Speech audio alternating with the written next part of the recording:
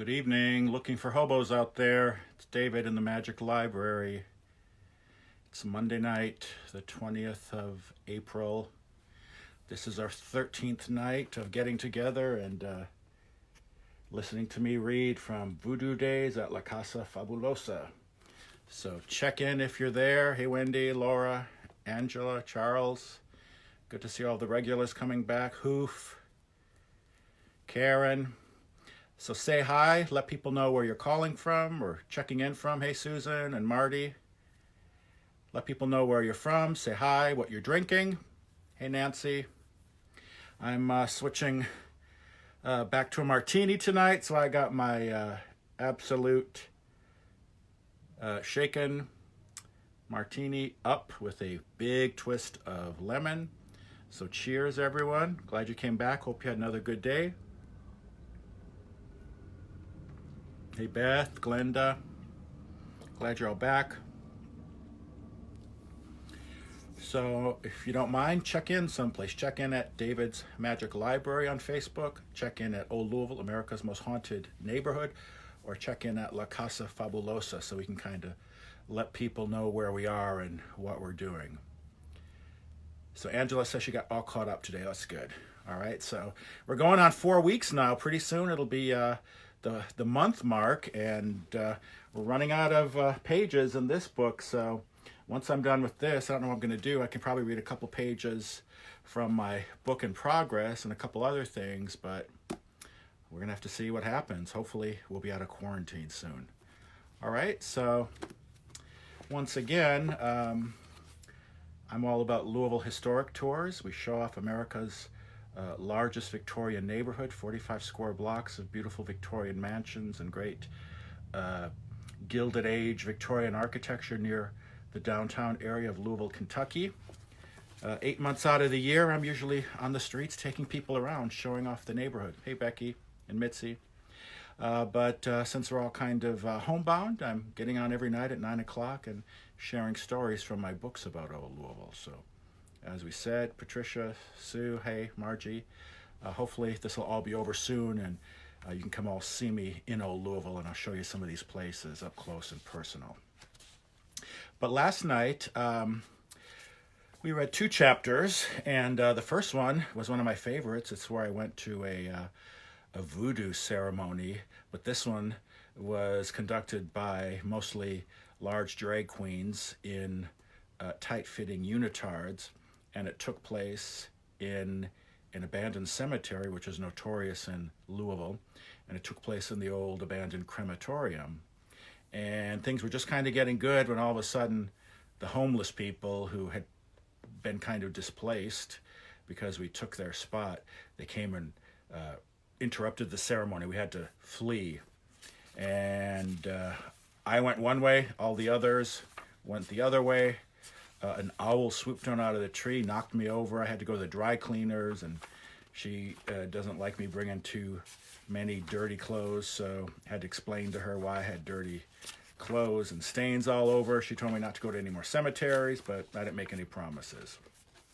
So I've been having kind of a voodoo day. Hey, Cindy Brady and Marcia. Hey, Dawn.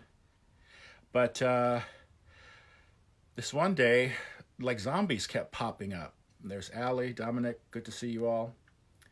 And at the end of the day, I was with the weekly dinner club. We were having dinner at Ramsey's restaurant on Bardstown Road. I came out and I saw 3 zombies coming my way. They were all bloody and they were groaning and moaning, and that's where we left off last night. So it was kind of a cliffhanger again last night. So that will take us into our next chapter, which is called Francis. So Francis, I was still chuckling about it the next day as I cleaned up the kitchen after testing some recipes for an article for Arts Across Kentucky magazine I was writing. The 3 zombies I had encountered the night before on Bardstown Road were nothing more than people in costume, of course, but it had given me a real fright. One of them, as it turned out, was a student of mine, and he stopped to say hello when he saw me. It was a good thing that he recognized me because I had no way of knowing who he was with all the gory makeup on his face.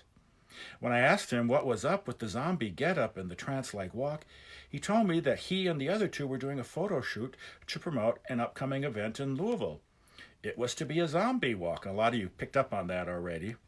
And he said it was a get-together that would attract hundreds of living dead in August as they roam Bardstown Road in search of fresh brains and other zombie delicacies. I was going to ask him precisely what these other delicacies entailed when I spied the photographer standing nearby and tapping his toe, evidently peeved that I was interrupting his artistic endeavors. So I told my student to keep up the good work, and I took my leave. And if any of you know, the zombie walk's huge in Louisville now, and I think it was the very first of the zombie walks. They have them all over, but the very first one was here in Louisville, as far as I know. So as I stowed away a cooling pumpkin pie in the fridge, the phone rang.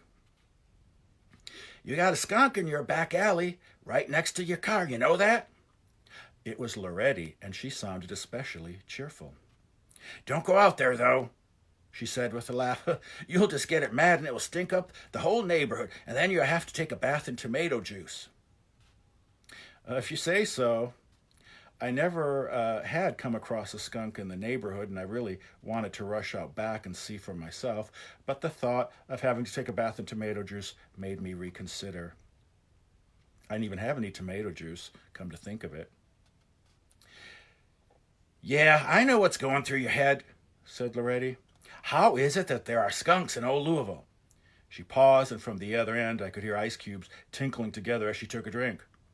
"Well, I'm not sure," she said, "but every once in a while you do see a skunk down here. Even saw a groundhog rooting around someone's yard the other day."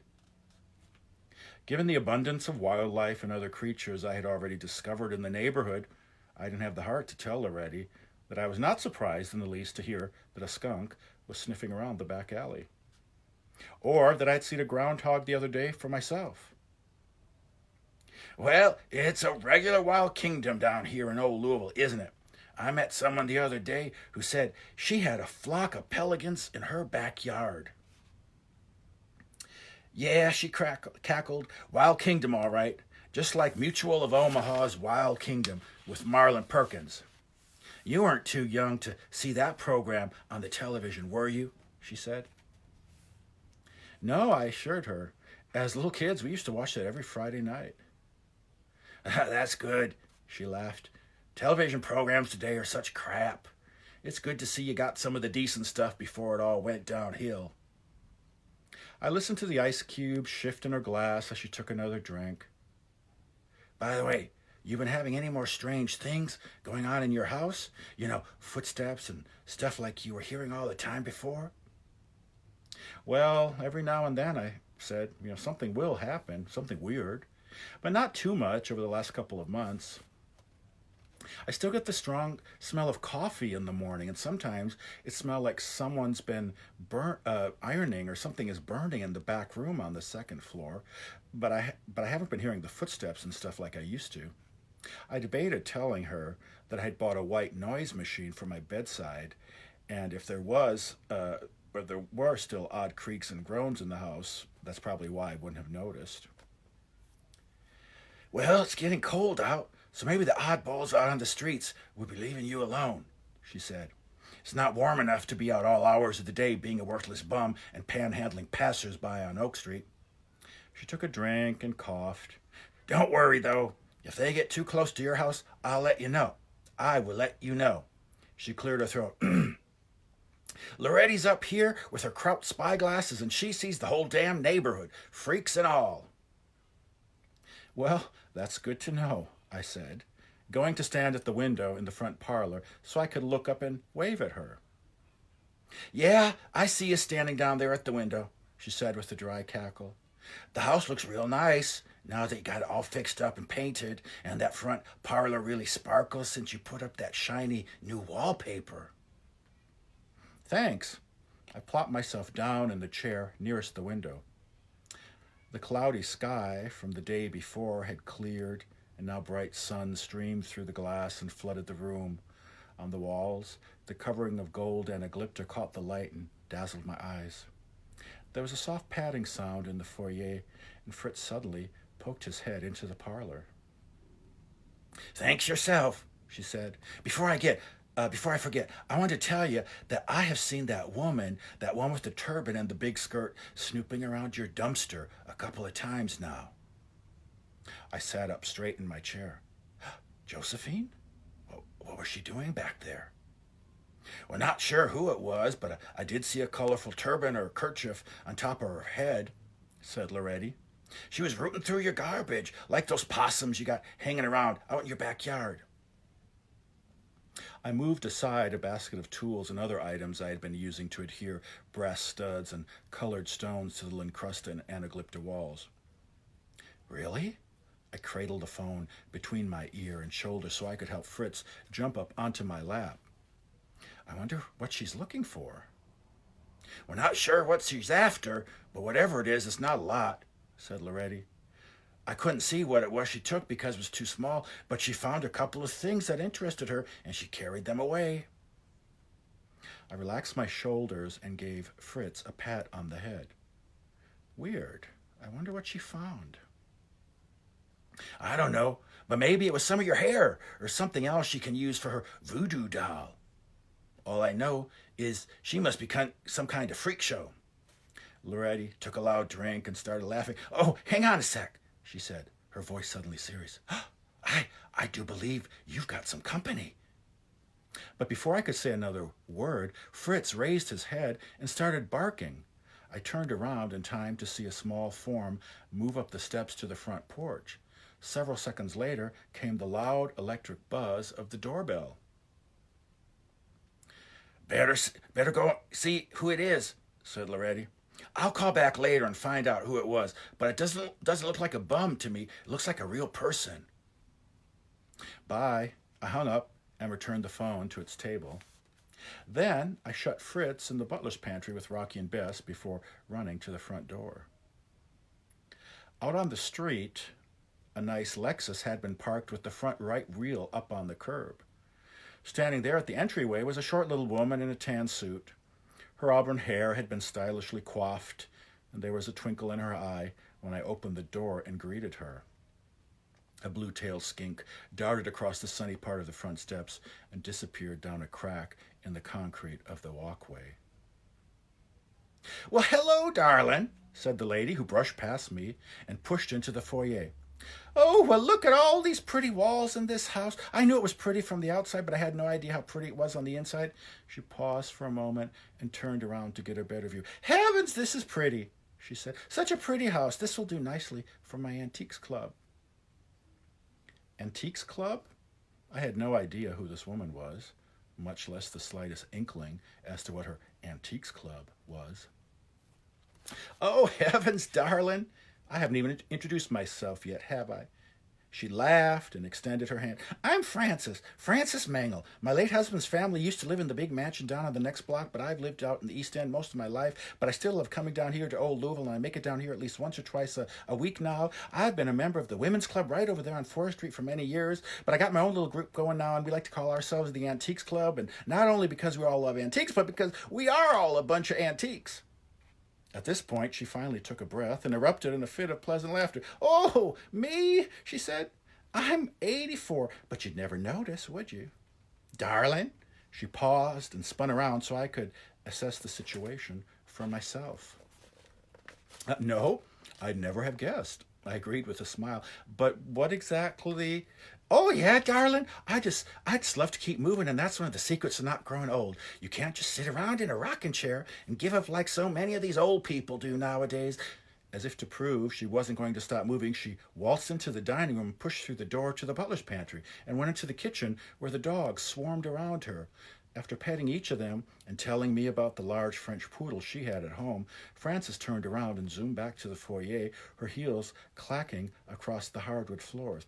Oh, yes, you've got a beautiful place here, and the antiques lady will love it. They will just love it. You know, I've been driving by this house for months now, and every time I pass, I saw that you had done something else to the place. So when I got the news this morning that venue for the next meeting of the Antique Club had fallen through, I thought of you right away, and that's really why I'm stopping by. Oh, darling, we're going to have such a good time. She walked to the oak desk where I had relegated the framed lithograph of the pig that kept falling from the walls in the Butlers Pantry when we first moved in. She picked it up and smiled appreciatively. "Venue falling through?" I said in the 2 seconds afforded me.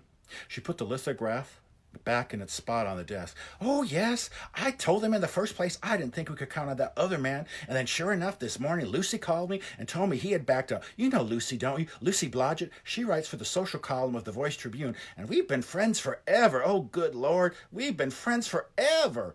Frances paused for a quick breath and let out an exclamation that was half sigh and half laughter. "Oh, Lord, we've been friends for a long time. Lucy and me, oh, Lucy and I," she said, leaning back for a conspiratorial whisper. "Bless her heart, she's a mess, but I still love her to death." With that, she erupted in another gale of laughter and pressed a hand to her heart while she used the other hand to dab a tear from the corner of her eye. "Oh, yes, I tell you, Lucy Blodgett is a character." "But, oh, what was I saying? Oh, you'll find out for yourself what kind of character that Lucy is when she comes over next week. That's what we need to use your house for our meeting, by the way." She stopped short when she saw the worried look on my face, but quickly resumed. "Oh, don't worry. We won't be here for very long. A bunch of East End housewives, that's all we are. About 3 dozen, that's all we are. Looking to have a little fun and have our monthly meeting. It'll be for a few hours around lunch, and we'll have the food catered. And you can join us, of course, but I suspect it will be entirely boring to you. But you'll be fine. You'll see. You might even have some fun and learn something new. But you need to be there because you're going to be our guest speaker, and I want you, of course, to talk about the old house here and all the spooky stories you've uncovered about the neighborhood and to tell us about the book you're working on." She clasped her hands together over her bosom and sighed with contentment. "Goodness gracious! Oh, it will be so much fun, darling. Let me tell you, we are going to have so much fun." "You didn't say you were all a bunch of East End housewives, did you?" "Oh, well," she said, "not every single person is from the East End, darling, but that's where most of us live. Oh, I've lived in the East End for ages, but did I tell you that my deceased husband's family used to own the big mansion down the block? Well, I was going to tell her that, yes, she had mentioned that. But at that moment, her train of thought chugged forward. "Oh, yes, and that place was grand. So many bedrooms, and at least a dozen of them were grand, and at least that many fireplaces as well," she said. "And all that lovely woodwork. Hardwood floors in every room, every single room, and such extravagant mantelpieces. You know the Mengels, they were big into lumber and millwork, didn't you? And oh, yes, they owned the companies that brought in a lot of the wood to these places down here." She raised a richly bejeweled finger and indicated the panel stenciled with the word "welcome" in different languages around my foyer. "Yes, they had lovely details, and that big old house like you have here. Now, did I ever tell you about the time in the 1920s, or was it the 1930s, when the Mengels, they had 2 chimpanzees they kept at the house as pets? Well, what were their names? Mike and Ike, was it? Or, oh, Ika and Micah? Yeah, I think it was something like that, Ika and Micah. Well, one day, those monkeys got loose, and they were scaring the entire neighborhood, and they eventually ran all the way over to Eastern Parkway where the sheriff had to shoot them. Or did he just have to shoot one? I'm not quite sure. I don't remember exactly, but it was in the newspapers and everything. Oh, darling, well, they kept monkeys in the house after that for a while, but then they got rid of them. Oh, but who am I to be telling stories? You're the one with all the good stories, and I can't wait to hear them all next week at our meeting. It'll be a hoot, don't you think, darling?" I wanted to express my sympathy for the monkey or monkeys that had been shot, but I was so surprised at having the floor that I didn't know what to say. Oh, Jacob Drake. Is he here tonight, Maria? So I kind of was at a loss for words because she stopped talking. "Oh, well, what's wrong, darling?" she said. "Cat your tongue?" Frances reached up into her handbag and removed a compact mirror so she could check her makeup. "But my dining room table only seats 8, I said. "And the one in the Butlers Pantry only has room for 4 or 6, so there's no way I can accommodate the more than 3 dozen people you have in your club." She returned the mirror to her purse and laughed. "Oh, don't worry about that, darling, because we all don't have to sit at the table." She pointed to the staircase and then the French doors leading into the parlor. "Some of us can sit on the steps here, and then you've got all these sofas and settees in these 2 front rooms." She paused and walked into the dining room. Then, coming to a stand in front of the table, she said, "Oh, and we can squeeze another 6 around this table if we have to." She clasped her hands together and raised them to her heart. "Oh, darling, we are going to have such a grand time. We're going to have such a wonderful time, you'll see. Thanks so much for opening your house to the Antiques Club." Any form of protest, I realized, would have been futile, so I kept my mouth closed and nodded my head once. Say, what size are you, darling? Frances took a step toward me and made me turn around once. We need to get you a tuxedo so you can be my date to the Phillies ball in the spring. Oh, you'll have so much fun. The Phillies are another one of my little clubs. And Lucy Blodgett, she loves the Phillies too. You know Lucy Blodgett. Oh, she's such a character. She's a mess, but I love her. Phillies? I followed Frances, who had started for the door. Yes, the Phillies ball, she said. It's a wonderful event at Derby time, and you'll love it, I swear. Lucy Blodgett will be there because she's at every social event, and she'll make sure you get some good publicity for your book. But I don't have time to tell you more about it today because several of my antiques ladies are waiting for me over at Buck's, where we're going to have lunch today. And I'll probably get the hot brown again because it's not too bad. Oh, darling, they're going to be so thrilled when I tell them you're going to be hosting our next meeting. Everyone's been in a tizzy since this morning when that other man canceled, and we're so happy you stepped in. She paused at the oak desk by the window and picked up the pig lithograph. Now, they don't make pigs like this anymore, do they? She laughed and returned the frame to the surface of the desk. Darling, I love the beautiful things you've got in this house, and I especially love this cute little piggy right here. She walked to the door, opened it, and let herself out with a cheerful wave over the shoulder. See you next week, darling. And with that, the whirlwind that was Frances Mengel departed. After a deep sigh, I went to the back door and let the dogs out, and when I came back into the house, the telephone under the stairs was ringing. I had a hunch who it was. Loretti? I said, is that you? Yes, indeedy, she laughed. It's old Loretti. Yes, sirree, Bob. Yes, indeedy. Who was that woman who just left anyways? Someone needs to tell her that the difference between parking on the street and the curb is about 12 inches. She parked all over the place. There was a wheezing cough from the other end, and then she came back on the line. And she had on some fancy clothes, though. She had a nice car, too, didn't she? Well, that was Frances, I said. I guess she's related by marriage to the Mengels, who used to live down on the next block, in that huge mansion across the street from the Filson Historical Society. Oh, yeah, I know that place, she said. Can't hardly see it at all from my window, but when I go down to my friend's at the end of the hall, she's got a real nice view in that direction. There was a pause, and from the other end, it sounded like Loretti had lit up another cigarette. I imagined her at her window, taking a long drag and languidly exhaling the smoke. Yeah, that's the place where the guy with the temper lives, isn't it? They say he doesn't like people cutting through his property from the back alley. I heard the other day he pulled a gun on someone he found in his side lot. I laughed. Yeah, well, I suppose so. I heard the same thing, but he seems nice enough to me. A few weeks before, I had met the couple who had recently moved into the enormous mansion, and they invited me in one day and showed me around. With its paneled and coffered library and towering fireplace mantels, it was truly one of the grandest mansions I had entered in the neighborhood. Well, he better not pull a gun on old Loretti, because if he does, I'll give him what for, she said with a dry cackle. So, what'd that woman want who just came to see you? Frances? I said. Oh, well, she informed me that she's going to bring her East End ladies group over next week for a lunch meeting. They call themselves the Antiques Club, and their venue fell through, so they want to use my place. Oh, well, la-ti-da, said Loretti. I heard her swirl around the ice cubes in her glass and take a drink. I suppose they'll be expecting pheasant under glass or something fancy like that. Well, I guess we'll find out, I said, because it'll be catered. I walked over to the thermostat near the back stairs in the coat room. A sudden chill in the air reminded me that winter was right around the corner. I was hoping I'd be able to refrain from turning on the heat until Thanksgiving, but I realized I was going to have to break down and warm the place up. Hey, Gregory Wilson. Well, it's good you don't have to cook for them with Thanksgiving just a few days away, said Loretti. How are you going to fit in all that stuff you got coming up? I was about to answer when a large slap came from the back foyer. It seemed to be followed by the sound of broken glass. Loretti, I'm going to have to let you go. I think something just fell and I need to go clean it up. All righty. Well, I'll talk to you later, she said. Yes, sirree, Bob. She hung up. I walked back into the foyer and there by the oak desk lay something on the floor. At first I wasn't sure what it was, but when I went to pick it up, I recognized it. It was the framed lithograph of the pig that Frances had admired several minutes before, and the glass had shattered. So, that's the end of the chapter called Frances. So, time for an intermission.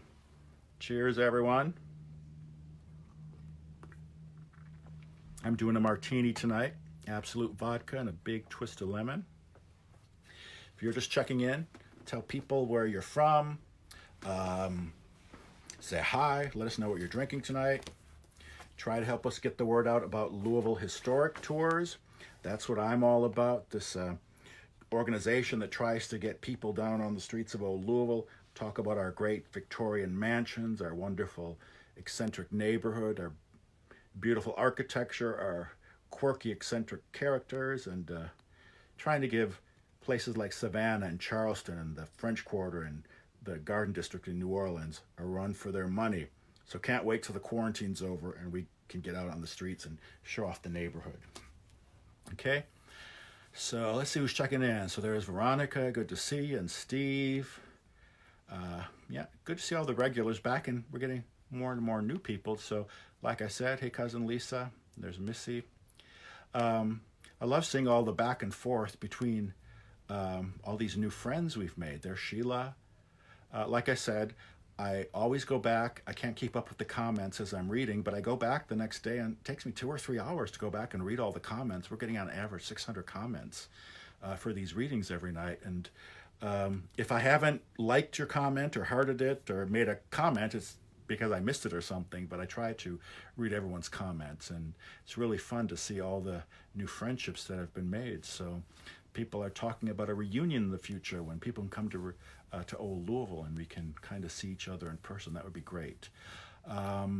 Another thing, I think I mentioned this before, but one night, what I'll probably do is go down to old Louisville and kind of walk the streets of old Louisville at night and give you a nighttime reading, or I'll just kind of show you some of these places I've been talking about. So I don't know how it'll work, if I need a selfie stick or if I can get trick Ramon into coming down and filming me as I'm doing it, but I'd like to do a couple of things down in old Louisville, and maybe a daytime tour where I can take you around and show you the places we've been talking about during the day.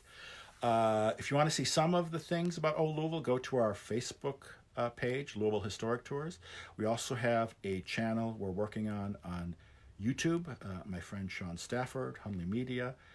We've been getting videos up, and we're working on getting more videos up, merchandise and things like that. Like I said, we got t-shirts and things in the works, slowly rolling out. A couple things are available, but in the next couple weeks, hopefully by the time we're all back out and back to normal, there'll be a lot of things you can do to help promote the neighborhood.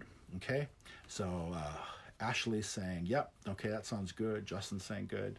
Yeah, so especially the locals. I know some of you are from far away, some farther away than others. We got friends from France and Scotland and England and Mexico tuning in. But a lot of people seem to be regional folk, which is really great. So how are we doing on time? We got time to read a little more? Yeah, I've got the next chapter. Like I said, I'm trying to parse this stuff out because we're almost done. We only got this many pages left, right? And I think I get probably 3 nights out. I might have to tell another couple stories in between, but like I said, we're running out of voodoo days unless I go back and start reading it from the beginning. You know, I've been working on my voices and stuff, so maybe the second reading would be a better time. I don't know, we'll see. But yeah, I'll read. I don't know if I'm gonna read the whole chapter, but we'll start into the next chapter. And by the way, after this chapter, guess who makes an appearance? Wanted that, give me that, some of that cookies. He's going to come back. We're going to see him another time or two.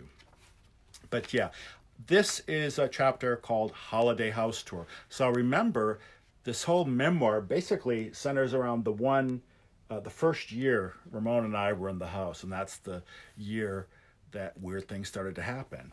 So we're kind of coming full circle. We moved in, and actually we signed the contract. It was was the day after Thanksgiving, 1999, and we were supposed to wait till the 1st of December, but the owner gave us the keys. We moved in, and by December 1st, we already had our stuff in. So now we're back to December, so it's been a whole year. You've kind of seen some of the things going on in old Louisville, the neighborhood events, kind of describing it during the seasons and stuff. But so we're back to Christmas time. And this chapter is called Holiday House Tour. And if you're from Kentucky, if you're from Louisville, everyone knows about the old Louisville Holiday House Tour. Yeah, circus is appropriate. That was a Freudian slip, but I'm sure it was more appropriate. Okay. All right, so Holiday House Tour. It was Saturday morning, less than 2 weeks later, and I stood in front of the parlor and I shook my head. It was hard to believe that a whole year had passed in La Casa Fabulosa. Clear lights twinkled on the Christmas tree in front of the large arched window. Outside, the frigid morning wind tossed about a smattering of puffy snowflakes before they drifted to the frozen ground. Holly branches rattled against the window pane, and in the fireplace orange flames danced, scaring off the last of the chill in the room as the grandmother clock in the foyer chimed the half hour. Soon it would be noon, and I was recounting my encounter with Francis. I told the Tuesday night gang about the broken picture. So you think it just fell? Skippy held a mug of hot cocoa to his lips and took a sip. You were the only one in the house, weren't you? He reached for a decanter of bourbon and added a generous dose. Yeah, just me and the dogs, I said. I think Francis didn't set it down right the way she, picked it up and put it down. I think that's what caused it to fall. I sat back in my chair and surveyed the parlor, which, like the rest of the house, had been decked out in its Christmas finery for the annual holiday house tour of the neighborhood. 6 large poinsettias clustered around the base of the mahogany fireplace mantel, which had been draped with fragrant bows of pine. Dozens of foot-tall nutcrackers, brightly painted, colors gleaming in the muted light of the fire, stood sentinel in a line at the baseboard that wrapped around the room. A row of white tapers lined the shelf on the mantel, the flicker of the flames trapped in the silvered glass of the inset mirror. Beth set her cup down and stood up to smooth the curtains at the window. I bet the picture didn't fall on its own, she said with a laugh. I bet Lucy knocked it over because she was jealous of Francis. I don't think Lucy really had anything to worry about. Sipping my hot cocoa, I gave the tree the once over again. One of the candy canes didn't look quite right, so I walked over and hung it in a different location. She probably didn't like the competition from the East End housewives either, said Wendy, who was sitting on the sofa with Rocky and Bess in her lap. Yeah, so how did the lunch with the Antiques Club go anyway? It was Ramon's sister Sylvia who had come in with Miguel, her husband, to help us clean and get the house ready for the tour. Neighborhood volunteers had arrived as well, and they were taking up positions throughout the house. Oh, it went fine, I said. They all seemed to enjoy themselves, and they loved hearing about the book I'm working on. Well, at least it was safer than some of your most recent adventures, said Beth. One of these days, you're going to get yourself killed, hanging out with hobos in scary basements one night, and the next, you're in a dangerous cemetery getting yourself caught up in a turf war between a bunch of drug addicts and a troupe of voodoo drag queens. All in a day's work, I said. I finished my hot cocoa and set the cup down. From the kitchen, the aroma of baking gingerbread wafted to the front of the house, seemingly in anticipation of the several thousand visitors that would soon arrive to tour the interior. Well, I suppose we should all get ready, I said, looking at my watch. Visitors will probably start arriving right at noon. With that, people got up and started moving to their different posts throughout the house. Thanks for coming and helping out today, I called out. At the front door, Gregory studied a piece of paper in his hand, the script he would use to welcome people as they entered, and Tad examined the anaglypta walls to make sure all the studs and faux jewels were secure. For the previous week, all of our friends had worked frantically, often into the wee hours of the morning, to help us get the house ready. And the night before had been a marathon session of painting, cleaning, and adding last-minute touches to finish everything. With the coat of Venetian red paint still drying on the walls in the dining room, I surveyed the bottom floor, amazed how it had all come together at the very last moment. There was a small commotion at the front door, and walkie-talkies squawking at her side. Several volunteers from the Holiday House Tour Committee showed up to make sure everything was in order. After Joan Stewart, the chair of the neighborhood council, showed up and gave her okay, we were officially open for business. Before long, groups of people began coming in from the snowy outdoors, and they were streaming through the house. A route had been established that would first take them to the foyer and parlor, up the main stairs to the third floor, where they would work their way through my office and the guest suite, back down the stairs to the second floor. Then they would start with the large bedroom at the front of the house and go through to the two adjacent rooms to the little room at the back of the house. From there, they'd take the back stairs down to the coat room before wandering through the dining room and into the Butlers Pantry. They'd leave the house through the kitchen, where I'd be standing by to say goodbye and offer them a tasty bit of freshly baked gingerbread on the way out. The stream of visitors kept up for most of the day, and around 5, about an hour before day one of the house tour officially ended, the traffic tapered off to a trickle of just a few groups and individuals. I had put the last batch of gingerbread on a tray in the table on the middle room, and I was wiping down the counters when a lone woman wandered in. When I held the tray out to her and offered her a sample, she shook her head and looked around, eyes widening as she did so. "No, thank you," she said with a whisper. "I never eat sweets." As she spoke, her eyes rose to the ceiling, and she became still. "I never eat sweets. I never eat sweets. I never eat sweets." I was struck by the visitor's singular appearance, and I took a moment to study her more closely. Everything she wore seemed to be a deep, dark purple. A heavy knit sweater hung from her shoulders, and a long wool skirt brushed the tips of black pointy boots. A frizzed head of hair that was salt and pepper, black and white, had been tied up in a fringe bandana, and a large glass pentagram dangled from a chain around her neck. "Oh dear," I thought to myself. "I hope she's not a gypsy or a voodoo woman or anything like that." As if she had read my thoughts, the stranger suddenly looked at me and cocked her head. Eyes narrowed, she pointed a finger and inched toward me. "I can sense the things that many others cannot sense," she said. "Don't ever doubt that, young man." Stopping in front of me so that we were practically toe-to-toe, the woman reached up and vigorously tweaked my nose with her thumb and forefinger. "Hey!"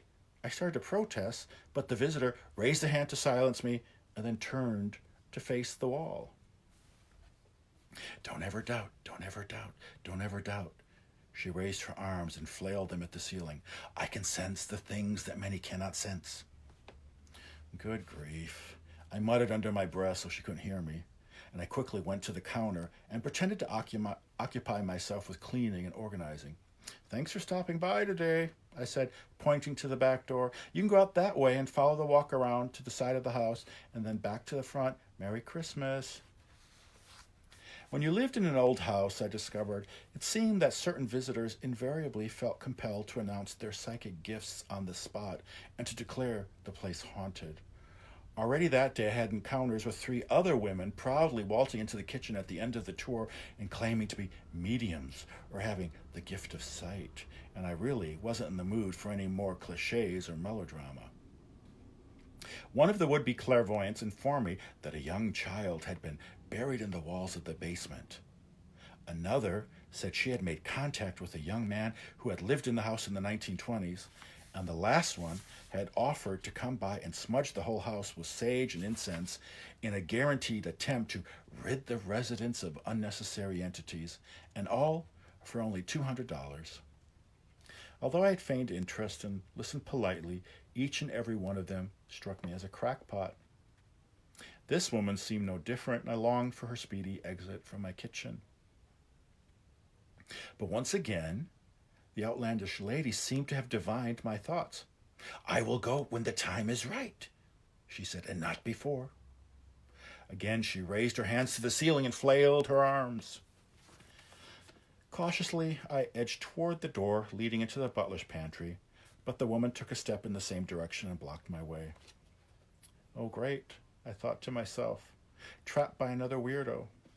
I pretended I hadn't been trying to escape, and instead I walked to a shelf on the far wall from which I pulled down an old-fashioned hand-crank egg beater. When I returned to the sink, I realized the lady was eyeing me suspiciously.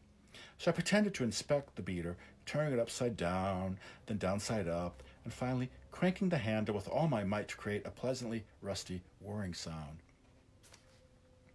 Unconvinced, the strange woman still stared, and her eyes didn't leave me when I nonchalantly walked back to the shelf and returned the old egg beater. Moseying back to the sink, I cast a furtive glance through the doorway into the butler's pantry. Where were my friends when I needed them? Maybe, if one of them arrived, it would break this woman's concentration and cause her to vacate the premises. From the sound of it, however, a celebration was going on in the front of the house. Skippy had cracked open another bottle of bourbon, and they had all congregated with the rest of the volunteers in the parlor, where Wendy was doling out cocktails. The last I saw Fritz, he was snuggled up on Ramon's lap in front of the fire, and Rocky and Bess were curled up on their pillows in the butler's pantry, where they had slept soundly while hundreds of people passed by. I was on my own. You may not believe, said the woman, but I can sense the things that others cannot sense. She stepped away from the entryway into the butler's pantry and came in my direction.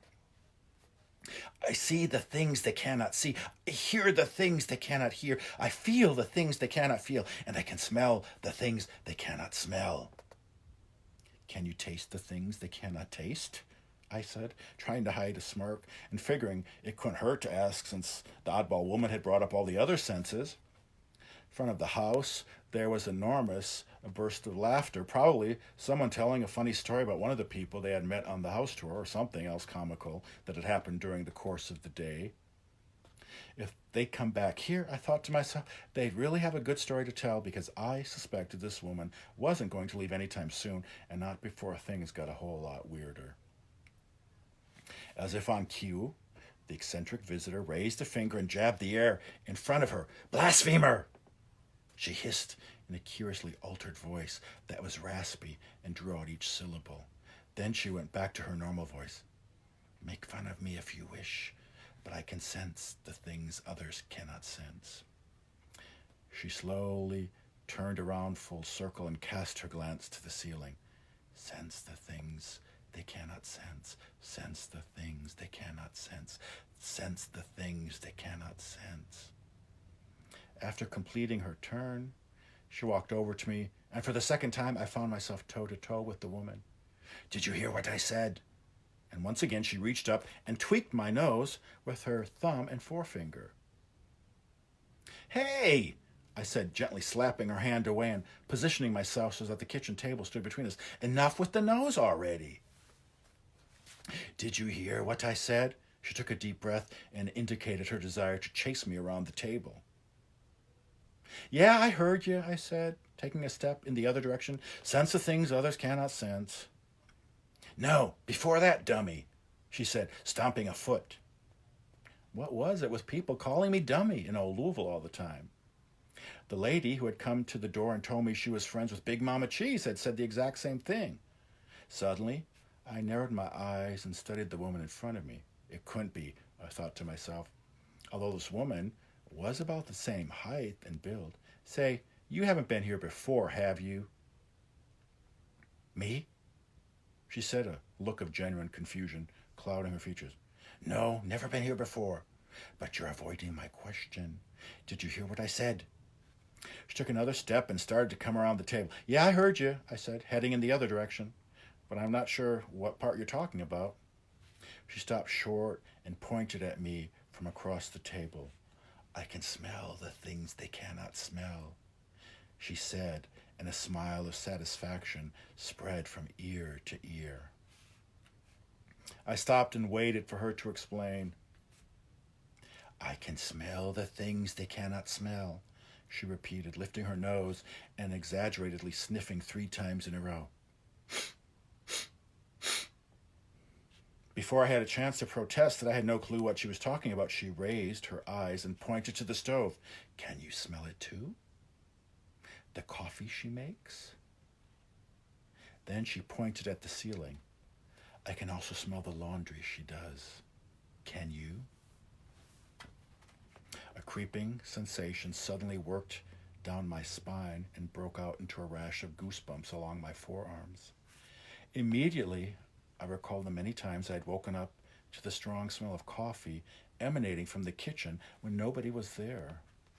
Then I remembered all the times the distinct odors associated with ironing seemed to come from the small room at the end of the hallway on the second floor. I wondered if she could have found this out from overhearing my friends talk about the bizarre goings-on taking place in the house. A look of puzzlement must have come over me because the strange woman grinned, clasped her hands together, and wildly shook a finger in the air. Quickly, she darted around the table and came in my direction. I tried to keep ahead of her and move to the other side, but she got me. Yes, you smell it too, she said. You smell it too. You smell it. You smell it. You smell it.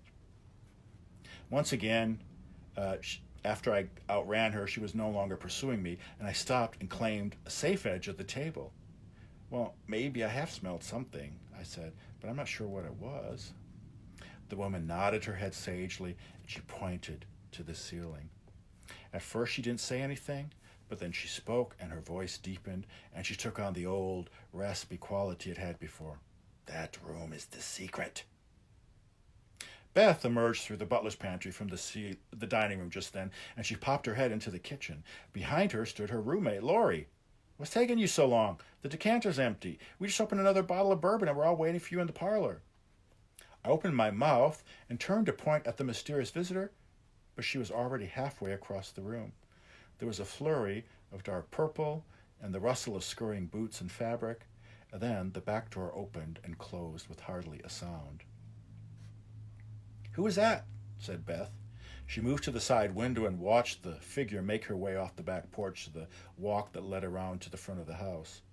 But instead of following it to the front of the house, the woman turned and walked across the deck to the back gate. There, she opened the door, let herself out, and disappeared down the darkened alley. So that's where we're going to leave off tonight. So what's all the smells about? So I mentioned that before. It was one of the first things that happened. I would hear things in that back room, smell strange things. It smelled like wood was burning. A couple of times I swore the house was on fire. So, yeah. So will we see this woman again? Will we see Cookie again? We'll tune in tomorrow night, and we'll find out. We've only got another night or 2 or 3 out of this. So I'd say 3 more nights, and we're done with Voodoo Days at La Casa Fabulosa. So thanks for tuning in tonight, everyone. A little final sign-off toast. So cheers to you with my vodka martini tonight. Hope you're all doing well and had a good Monday. This is my last week of classes teaching online, so been busy getting finals ready and end of the semester things ready. And then after next week, I'm done teaching. We'll see what happens. So you'd think with all this free time I have on my hands, I'd get a lot of writing done, but I've turned out to be the world's biggest procrastinator. I haven't done a single bit of writing. It's been a month. I haven't done a single bit of writing. So if you can, if any of you do charms and incantations and things, send some inspiration my way. I need to sit down and work on a couple of writing projects. So like I said, hopefully I might have something new to read for you in a bit. But tune in tomorrow night. We're going to continue with Voodoo Days at La Casa Fabulosa. So thanks again to all the people who've gone on to Amazon.com and reviewed Voodoo Days and True Ghost Stories and Eerie Legends from America's Most Haunted Neighborhood. It really helps a lot, giving us a nice review. People who've gone on TripAdvisor, who've reviewed Louisville Historic Tours. That's really helped a lot. So hang in there. Hope you're all doing well. And it was good to see you all tonight, especially all the regulars tuning in every night. And really like seeing new faces as well. So spread the word if you can. Share, tell people about the neighborhood, and we'll make it through this all together. So it's good to see you all tonight, and we'll see you tomorrow night. Take care. rest and stay healthy, and we'll see you tomorrow night. Love to you all. Bye-bye.